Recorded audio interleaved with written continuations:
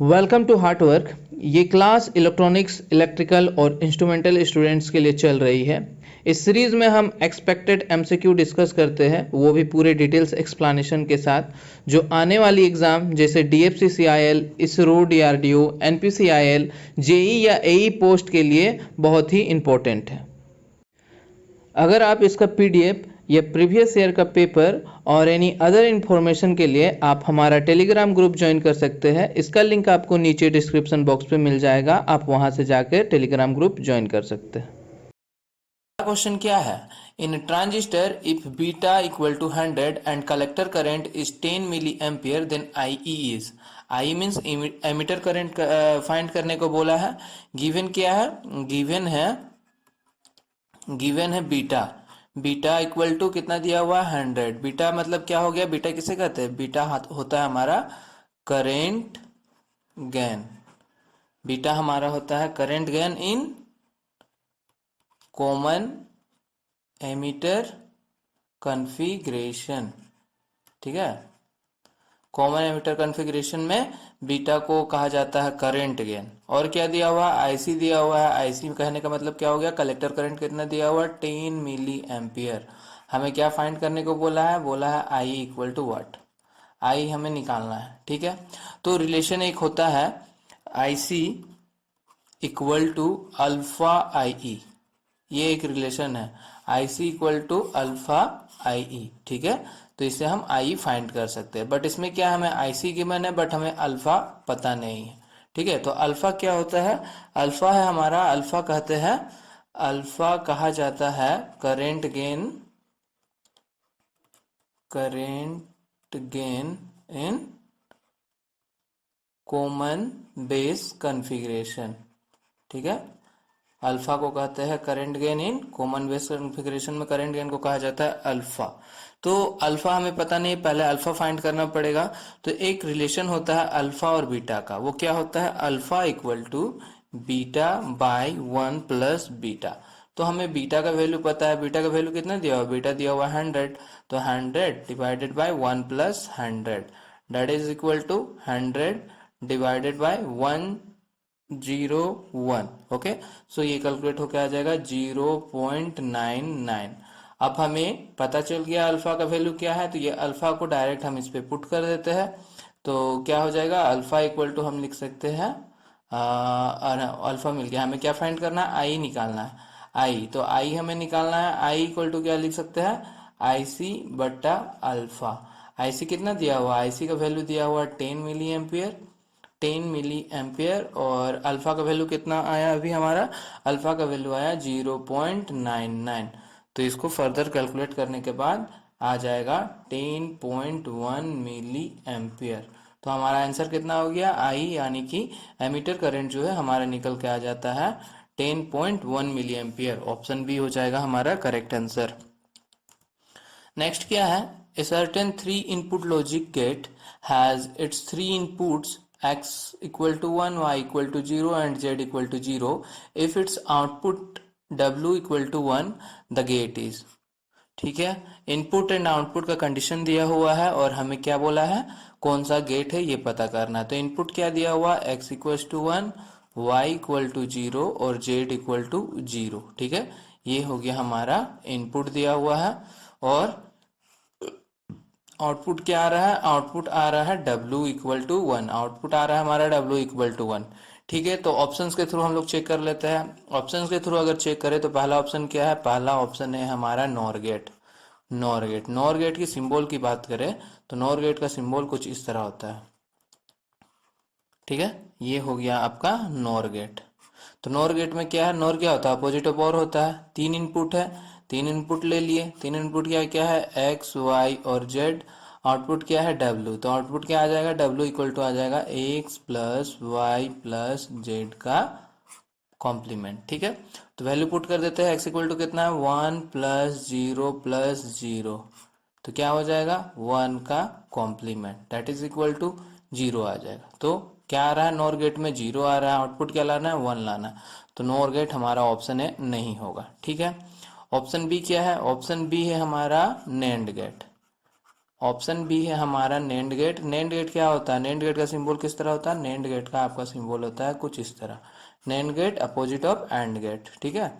एक दो तीन इनपुट हो गया, ये हो गया एक्स वाई एंड जेड, डब्ल्यू इक्वल टू क्या हो जाएगा, डब्ल्यू इक्वल टू हो जाएगा x multiply y multiply z, ठीक है। तो मल्टीप्लाई कर देते हैं, क्या है 1 0 एंड 0, ठीक है, 1.000।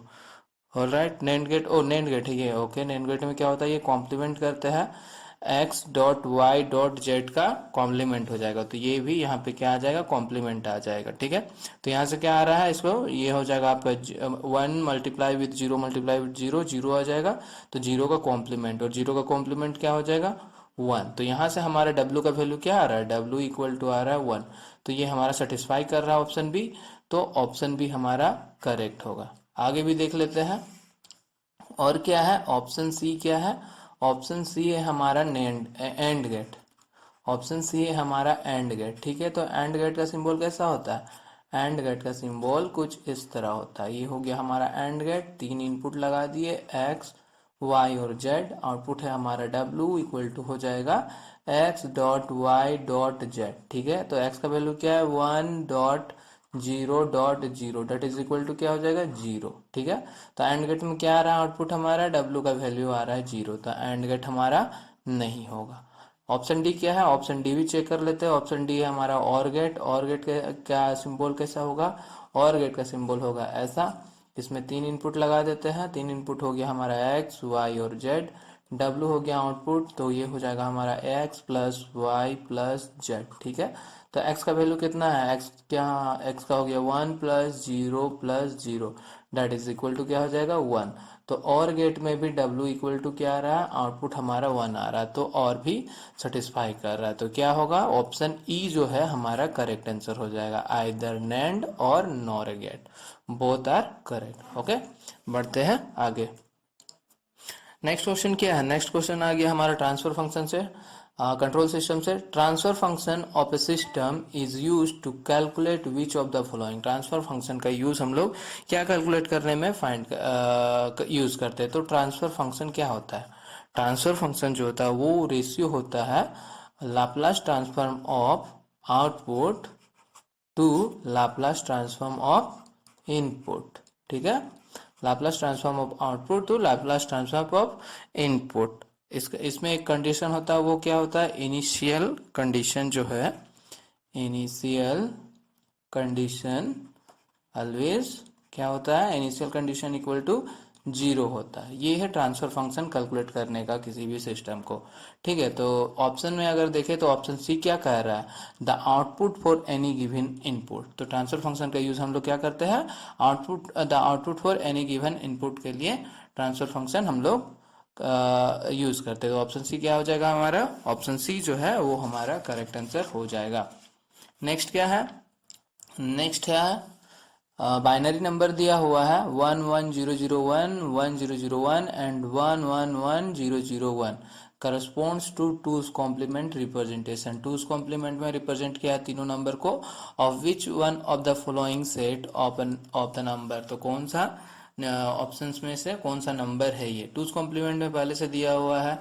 ये क्वेश्चंस गेट ईसी में आया हुआ है, गेट ईसीई के एग्जाम्स में आया हुआ क्वेश्चन है, आई थिंक 2004 में ये आया हुआ है, ठीक है। तो इसको कैसे कैलकुलेट करेंगे, पहला तो ये क्या दिया हुआ, टूज कॉम्प्लीमेंट रिप्रेजेंट है, ठीक है, और टूज कॉम्प्लीमेंट में रिप्रेजेंट है, इसका कहने का क्या मतलब हुआ, टूज कॉम्प्लीमेंट में अगर रिप्रेजेंट किया हुआ है तो जो नंबर्स है, नंबर्स हमारा किस में रिप्रेजेंट है, नंबर्स हमारा नेगेटिव में रिप्रेजेंट है, सारा नंबर तीनों का नंबर जो है वो क्या है, नेगेटिव वैल्यू है। तो ऑप्शन बी सी और डी में से एक होगा, ऑप्शन ए तो होगा नहीं क्योंकि ये पॉजिटिव वैल्यू है, ठीक है। तो देख लेते हैं कौन सा होना चाहिए। सबसे पहले क्या करेंगे, ये लोग अगर रिवर्स टूज कॉम्प्लीमेंट निकालेंगे तो क्या हो गया 11001।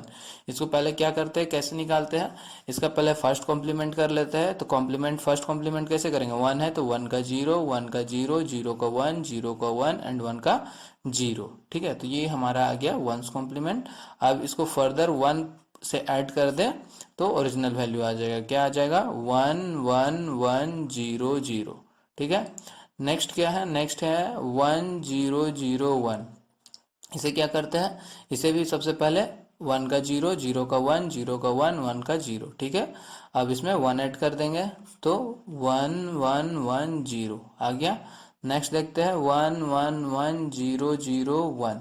ठीक है। तो इसमें भी 000110। अब 1 ऐड कर दे रहे हैं तो हो जाएगा हमारा क्या? 111000। ठीक है। तो ये जो है ये नंबर क्या है? ये डेसिमल इक्विवेलेंट कितना होता है इसका? डेसिमल इक्विवेलेंट होता है 7। इसका डेसिमल इक्विवेलेंट क्या होगा? 7। इसका डेसिमल इक्विवेलेंट क्या होगा? 7। ठीक है। तो ये हो गया हमारा 7। तो -7, -7 और -7 तीनों वैल्यू क्या है? -7। दैट इज ऑप्शन सी जो है हमारा करेक्ट आंसर हो जाएगा। नेक्स्ट क्या है? The following property of semiconductor can not be determined from hall effects. Hall effect से है सवाल, ये बहुत हॉल इफेक्ट से ज़्यादातर क्वेश्चन हमेशा अक्सर बहुत सारे एग्जाम्स में बहुत ही पूछे जाते हैं। तो हॉल इफेक्ट को क्यों डिफाइन किया गया है? हॉल इफेक्ट को क्यों डिफाइन किया गया था? हॉल इफेक्ट को क्यों डिफाइन किया गया था? हॉल इफेक्ट को क्यों डिफाइन किया गया था? To calculate the mobility of major charge carrier. To calculate the to calculate the mobility of major charge carrier। Major charge carrier का पता चल सके सेमीकंडक्टर में, इसीलिए जो है ये इंट्रोड्यूस किया गया हॉल इफेक्ट को। ठीक है। तो हॉल इफेक्ट को इसलिए इंट्रोड्यूस किया गया। ठीक है। तो मेजर चार्ज कैरियर को ये कैलकुलेट कर सकता है। तो जब हमें मेजर चार्ज कैरियर पता चल जाएगा तो हमें सेमीकंडक्टर में ये भी पता चल जाएगा कि कौन सा पी टाइप है, मीन्स कौन सा एन टाइप है और कौन सा पी टाइप सेमीकंडक्टर है। ठीक है। तो हॉल इफेक्ट से हम एन टाइप और पी टाइप भी पता कर पाते हैं। और क्या है? और एक है तुम्हारा हॉल इफेक्ट से आता है एक आर एच। आर एच कहने का मतलब है Hall coefficient. Hall coefficient equal to क्या होता है? 1/n³। 1/n³, जिसमें n क्या होता है? n जो है वो है हमारा charge carrier concentration. Carrier concentration. तो इससे हम हॉल इफेक्ट से क्या कर सकते हैं? कैरियर कंसंट्रेशन भी कैलकुलेट कर सकते हैं। ठीक है। तो ऑप्शंस देख लेते हैं। एक तो हो गया हमारा सेमीकंडक्टर इज एन टाइप और पी टाइप, ये हम पता कर सकते हैं। ठीक है। तो ये तो सही बात है, हम पता कर कैलकुलेट कर सकते हैं हॉल इफेक्ट से। द कैरियर कंसंट्रेशन, ये हॉल कोफिशिएंट का यूज करके हम क्या कर सकते हैं? कैरियर कंसंट्रेशन भी पता कर सकते हैं। मोबिलिटी ऑफ सेमीकंडक्टर, तो इसको इंट्रोड्यूस ही किया गया था mobility of major charge carrier को फाइंड करने के लिए। तो क्या बोला है क्वेश्चन में? कैन नॉट बी डिटरमाइंड, तो क्या नहीं कर सकते हैं? The atomic concentration of semiconductor, इससे कैलकुलेट नहीं किया जाता है। तो ऑप्शन डी जो है वो हमारा हो जाएगा करेक्ट आंसर। नेक्स्ट देखते हैं। नेक्स्ट क्या आ गया? नेक्स्ट आ गया हमारा as a result of introduction of negative feedback which of the following will not decrease. ठीक है। नेगेटिव फीडबैक की बात की गई है। तो नेगेटिव फीडबैक कैसा होता है? नेगेटिव फीडबैक में क्या करता है? ये तो हो गया हमारा एक गेन, उसके बाद यहाँ से एक फीडबैक आया सपोज बीटा, और ये गया यहाँ पे।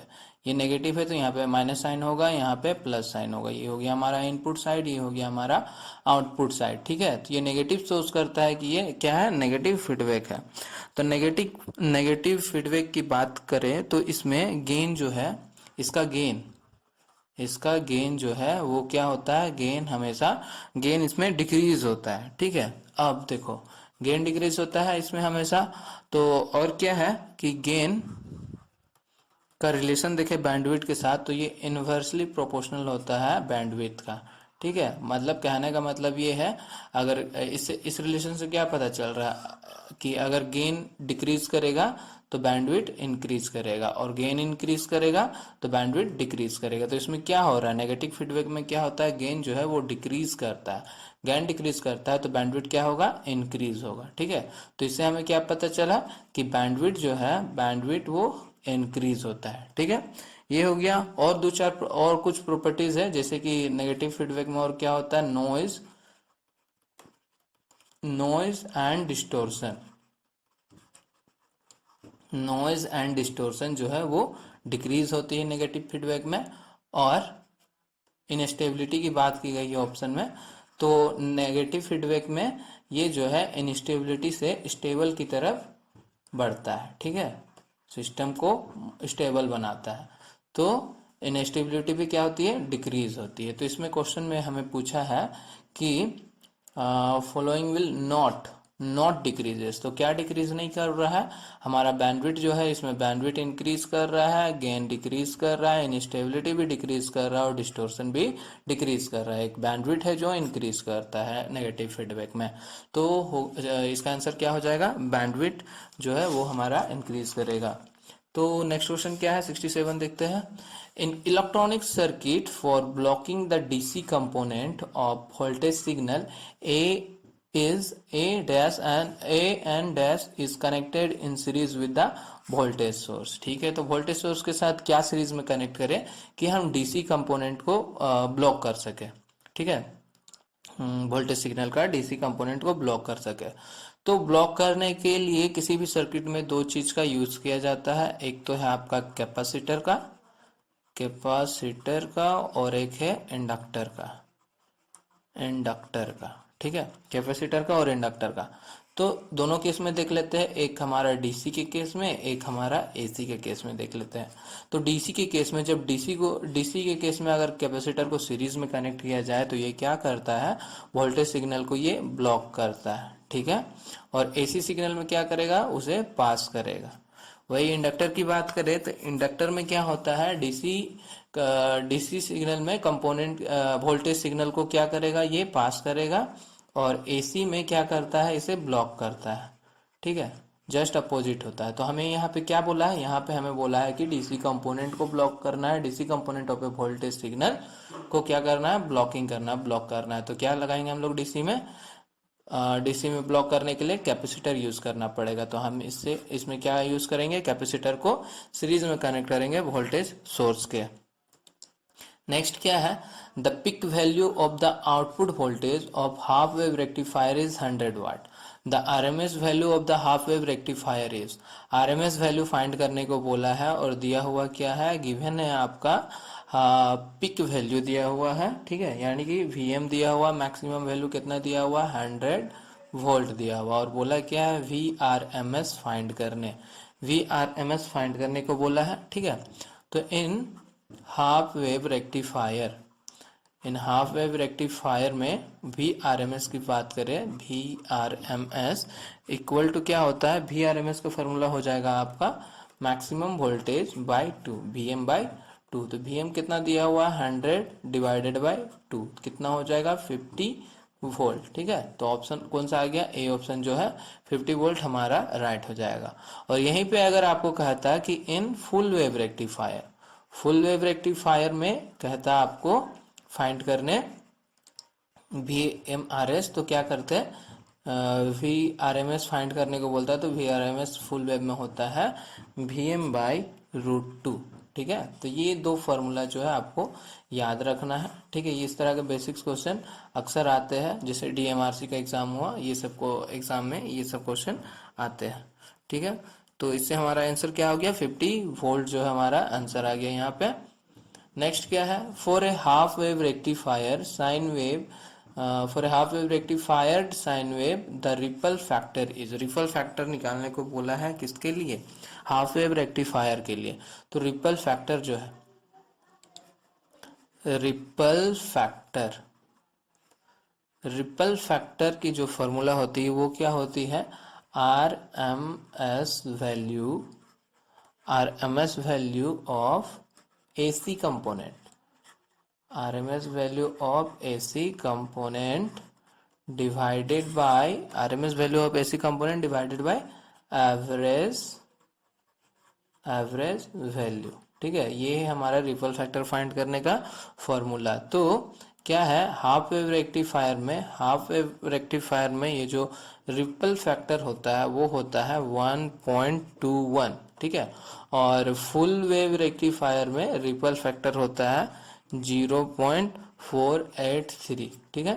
तो ये हो गया हाँ, किसके लिए पूछा है? हाफ वेव रेक्टिफायर के लिए। तो हाफ वेव में क्या होगा? 1.21 वैल्यू हो जाएगा हाफ वेव का रिपल फैक्टर का। ठीक है, तो इस तरह के डायरेक्ट वैल्यू आपको याद रखने पड़ेंगे हाफ वेव, फुल वेव और ब्रीज वेव के। जैसे रिपल फैक्टर हो गया, आरएमएस वैल्यू हो गया, और इफिशिएंसी, ये सब का डायरेक्ट आपको वैल्यू याद रखना पड़ेगा। डायरेक्ट क्वेश्चन इनसे बनते हैं। नेक्स्ट क्या है?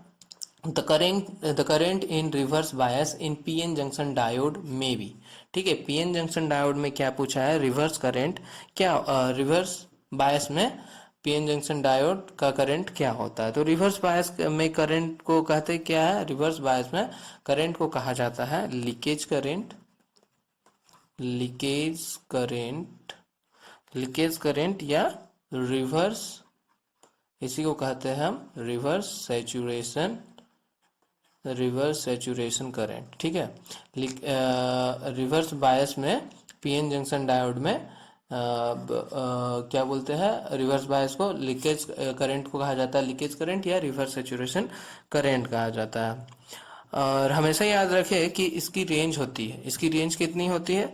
अगर अगर सिलिकॉन की बात करें, सिलिकॉन डायोड या ट्रांजिस्टर, तो सिलिकॉन डायोड हो या ट्रांजिस्टर में है, तो इसकी रेंज जो होती है वो हमेशा नैनो एम्पियर में होती है। ठीक है, और वही अगर जर्मेनियम कहता, तो जर्मेनियम डायोड या ट्रांजिस्टर में इसकी रेंज जो है वो किस में होती है? वो होती है माइक्रो एम्पियर में। ठीक है, तो सिलिकॉन की अगर पूछा जाए, सिलिकॉन डायोड में पीएन जंक्शन में रिवर्स करंट कितना होता है या लीकेज करंट कितना होता है, वो नैनो एम्पियर में होगी, नैनो एम्पियर की रेंज में होगी। और जर्मेनियम में क्या होगी? माइक्रो एम्पियर की रेंज में होगी।